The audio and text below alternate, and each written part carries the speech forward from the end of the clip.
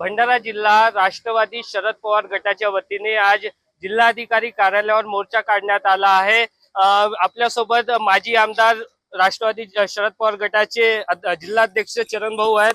भाऊ, काय सांगाल, कशा करता हा आंदोलन आहे? नीट पेपर फुटी आणि टीईटीच्या संदर्भात या जिल्ह्यातले मुलं मोठ्या प्रमाणात डिप्रेशन मध्ये गेलेले आहेत। देशामध्ये जंतर मंतरवर काक्रोश जनता पार्टीच्या वतीने आंदोलन सुरू आहे की धर्मेंद्र प्रधानांनी राजीनामा द्यावा। इकडे आंदोलन ठिकठिकाणी सुरू आहेत की टीईटी पेपर फुटल्यामुळे राज्याचे शिक्षण मंत्री दादा भुसे यांनी राजीनामा द्यावा। विद्यार्थ्यांचे प्रश्न एवढे आहेत की आज गरिबांचे पोरं शिकू शकत नाही पेपर फुटीमुळे, सगळे डिप्रेशन मुळे गेले आहेत। आणि म्हणून या जिल्ह्यातल्या विद्यार्थ्यांना, उच्च शिक्षण घेणाऱ्या विद्यार्थ्यांना दिलासा देण्यासाठी शासनाचे लक्ष केंद्रित करावे म्हणून आम्ही हा निवेदन देण्यासाठी मोर्चा या ठिकाणी आयोजित केलेला आहे।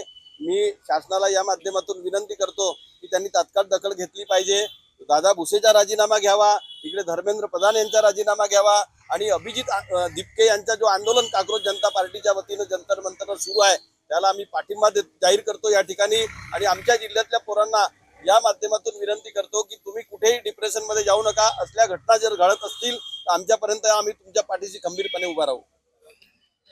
वारंवार होत असलेल्या पेपर फुटीमुळे विद्यार्थी डिप्रेशन मध्ये जात आहेत आणि या पेपर फुटीवर शिक्षण मंत्र्यांनी राजीनामा द्यावा अशा विविध मागण्यांसाठी आज हे आंदोलन राष्ट्रवादी शरद पवार गटाच्या वतीने करण्यात येत आहे। नितीन कुटे, TV9 मराठी, भंडारा।